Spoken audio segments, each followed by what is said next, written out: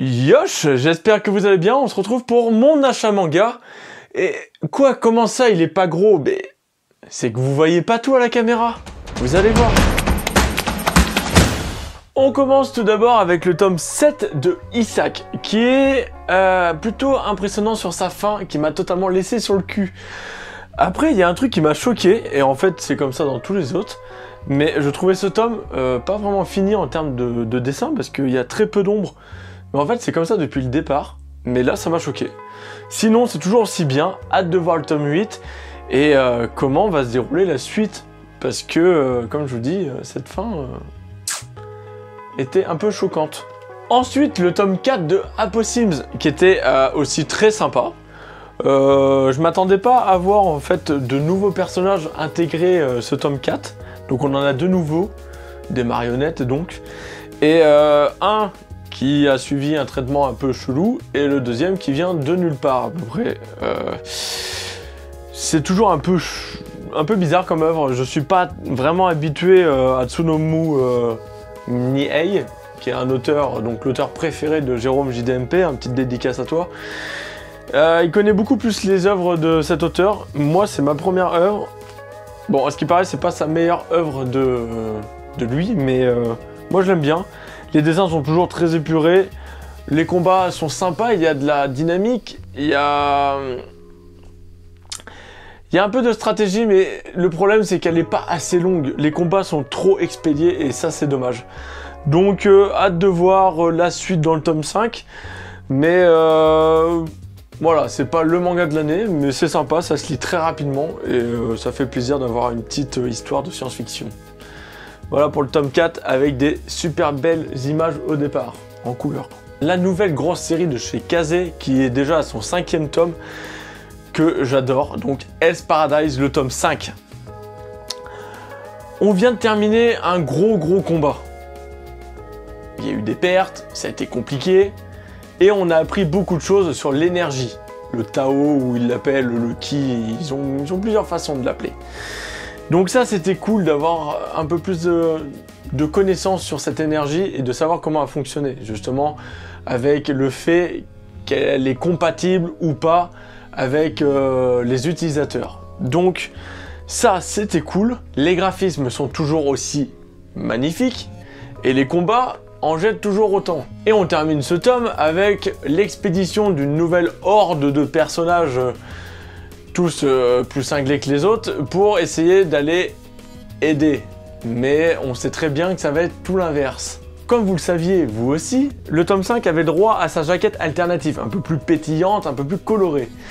Mais Kazé, une fois de plus, a eu l'idée de le faire chez Leclerc. Leclerc! Les mecs s'en battent les couilles. Donc, avec 4000 exemplaires dans toute la France, autant vous dire que j'ai même pas cherché à le trouver en fait. Ça m'a saoulé. Déjà que le tome 4, j'avais pas réussi à le trouver et c'était ultra chiant parce que on savait pas où ils étaient. C'était surtout sur Paris qu'on pouvait les trouver ou dans les grosses villes. Donc là, j'ai même pas cherché à le trouver, j'ai acheté mon tome en normal et puis voilà. Donc Kazé, c'est sympa de faire ça, mais arrêtez parce que le prochain, ça sera où? À Lidl? C'est pas possible. Faut arrêter, faut laisser pour tout le monde. Voilà. Sinon, très bon tome. On continue cet achat avec 3 tomes venant de la maison d'édition de Pika. Et on commence avec le tome 2 de Nun, qui m'a agréablement surpris sur sa décision scénaristique. On était dans un manga très réaliste avec le tome 1, et là on continue avec le tome 2 qui est un peu plus, pas fantasy, mais on y incorpore des choses qui sont un peu irréalistes. Mais ça colle très bien avec l'intrigue qui a été laissée dans le tome 1. Donc on commence très fort avec des scènes un peu abominables qui font réfléchir. On a des plans sur les personnages principaux qui sont énormes, dont cette image, et on dénoue un peu l'intrigue petit à petit dans le tome 2. Donc j'ai hâte de voir le tome 3 parce que pour le moment ça part de mieux en mieux en fait. Si des fois les tomes 1 explosent avec plein de trucs, ça envoie et le deuxième est tout mou, là le deuxième est mieux que le premier. Donc j'ai hâte de voir la suite. très très bon manga. On continue avec Full Drum, donc le tome 2. Le premier m'avait un peu déçu parce que ça parlait très peu de rugby. On avait ce héros là qui courait après la coach. C'était un peu nul. Mais Full Drum se rattrape dans le tome 2 où on parle un peu plus de technique, de stratégie au rugby, des placements. On parle un peu plus de sport et c'est vraiment sympa, on y voit aussi les entraînements et on finit sur une note un peu négative avec justement le héros qui court encore après cette fille alors qu'elle s'en contrefout, elle pense qu'au sport. Donc ok, c'est pour l'humour, mais c'est un peu lourd. Et moi ça me fait peur quand je vois la présence que ça prend dans le manga, sachant que le manga ne dure que 5 tomes. Donc à voir comment ça va se passer. On termine pour les éditions Pika avec le tome 4 de Haku, le chasseur maudit. Bon, ben ce tome m'a bien fait rire. Il était très sympa sur toute la première partie en termes d'humour, même si elle est quand même un peu lourde, mais il y a des petits clins d'œil qui sont sympathiques. Et on termine le manga donc sur sa seconde partie avec un trait beaucoup plus sérieux. Et Haku qui va pouvoir peut-être se racheter par rapport au tome 2, je crois, où il avait fait quelque chose de mal. Vous le verrez, et vous l'avez peut-être déjà vu si vous avez lu le tome 4. Donc hâte de voir la fin avec le tome 5 qui conclura donc cette petite histoire de Haku le chasseur maudit, qui était plutôt sympa et osé avec le thème de la préhistoire. Le roman de l'Akatsuki, vous voyez que je viens juste de l'acheter, et je ne l'ai pas encore lu, donc je vais m'atteler à le lire très rapidement parce que c'est les nouvelles de l'Akatsuki et j'ai l'impression qu'on va en apprendre beaucoup plus sur les membres qui étaient dans l'Akatsuki. Et étant donné que Hidan c'est mon surnom, vous l'avez compris, ça vient du personnage de Naruto, donc de Hidan l'immortel. Et j'ai hâte d'apprendre des choses sur lui. Donc je vais m'atteler à le lire très rapidement et peut-être vous en faire une vidéo si on apprend vraiment des choses qui n'ont pas encore été révélées. Pour finir cet achat manga avec les nouveautés, je termine avec The Promised Neverland, le tome 10. Et oui, j'avais oublié de le faire dans la dernière vidéo. Je n'ai pas encore le tome 11 qui va sortir fin du mois de novembre. Et cette vidéo est tournée un tout petit peu avant. Donc, dans ce tome 10, je vais vous en parler un peu de mon ressenti. J'ai vachement aimé l'attention qu'il y a dans ce tome-là. On y voit en fait le challenger qui est contre la petite, qui a de la chance qu'il soit très joueur en fait, parce qu'il va attendre et ça renforce ce côté de tension. Donc ça j'ai beaucoup aimé et on y voit le personnage, comme sur cette image, qui a l'air d'être quand même très très puissant, parce que pour arrêter toutes ces balles, voilà.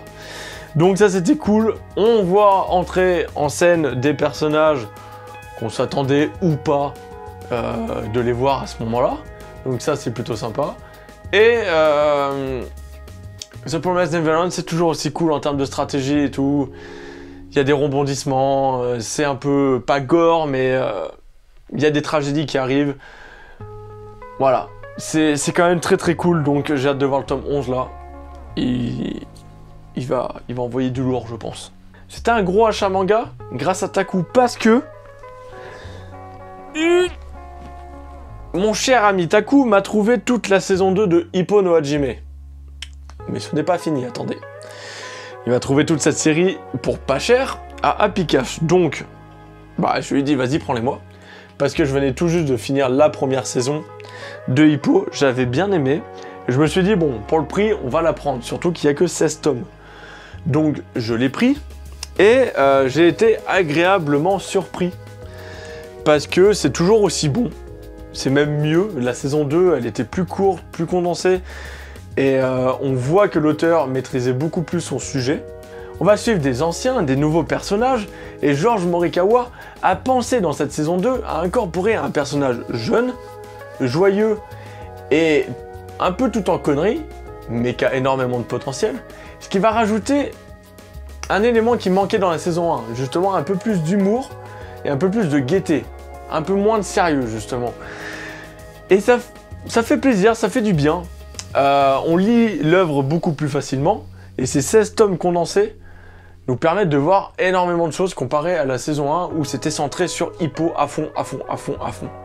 Très souvent. Et du coup, c'est ma saison préférée entre les deux.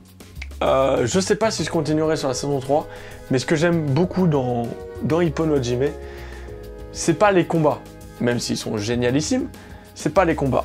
C'est justement le traitement des personnages, leur vie à côté, la vie de famille, la vie amoureuse, le travail, tout ça qui est extrêmement bien expliqué. Et justement, dans la saison 2, on voit encore plus de choses comme ça, les entraînements, les régimes, et on a le droit en plus à la fin à des petites interviews, ou même on a des petites questions-réponses par Ippo, qui sont dans le manga pour nous expliquer un peu plus la boxe. Et cette saison 2 est vraiment parfaite pour ça. Alors je sais pas si les saisons 3, 4 et ainsi de suite ont été encore plus développées sur ce point-là, mais on voit une réelle évolution. Voilà pour cette série que j'ai kiffé, merci Taku. Et ensuite, au même à Pikachu, j'y suis retourné moi 4 jours, enfin j'y suis allé 4 jours après. Et qu'est-ce que je trouve? Toute la série de Seven Deadly Sins jusqu'au tome 32 en fait. Donc, cette fois, j'ai pas eu de chance parce que j'avais déjà le tome 24 en édition collector que j'avais totalement zappé. Et du coup, je me retrouve à avoir 2 fois le tome 24 en édition collector parce que la personne qui l'avait vendu avait aussi l'édition collector, quoi. Donc c'est pas grave, si un jour Taku veut se faire la série, je lui passerai mon tome 24, ça y a pas de souci. Et du coup il manquait juste le tome 11 que j'ai acheté en neuf. Donc avoir une série complète comme ça, c'est plutôt cool. Je sais que normalement la série est sur sa fin, j'espère qu'elle va pas dépasser les 40-42 tomes, ça serait cool. Et du coup comme ça me fait des Seven Deadly Sins pour pas cher, et surtout que je les voulais parce que j'ai kiffé l'animé, donc j'espère apprécier autant le manga. Voilà, donc c'est pour cela que j'ai dit que c'était un gros achat manga, parce qu'il m'a quand même coûté un peu beaucoup. Après, dans ce mois-ci, il me manque environ 5 ou 6 mangas que je devais avoir, et je ne les ai pas tout simplement parce que la boutique où je les achète n'ont pas reçu certains mangas de Kurokawa, et ensuite parce que on a dû tourner la vidéo avant le 27. Parce que le 27, c'est là où il y a toutes les sorties, et donc de 3 ou 4 mangas qui me manquent. Donc vous les verrez au mois de décembre. Le mois de décembre sera encore plus énorme, je pense. Voilà, c'était tout pour mon achat manga. J'espère qu'il vous a plu, j'espère qu'il vous a donné des petites idées d'achat. N'hésitez pas à mettre dans les commentaires ce que vous avez acheté, si vous avez apprécié justement Haku, Nun. Dites-moi ce que vous avez aimé et ce que vous avez ressenti dans vos lectures. Voilà, c'était tout pour cette vidéo. On se retrouve bientôt sur Manga Corps pour une nouvelle vidéo, peu importe. Yosh!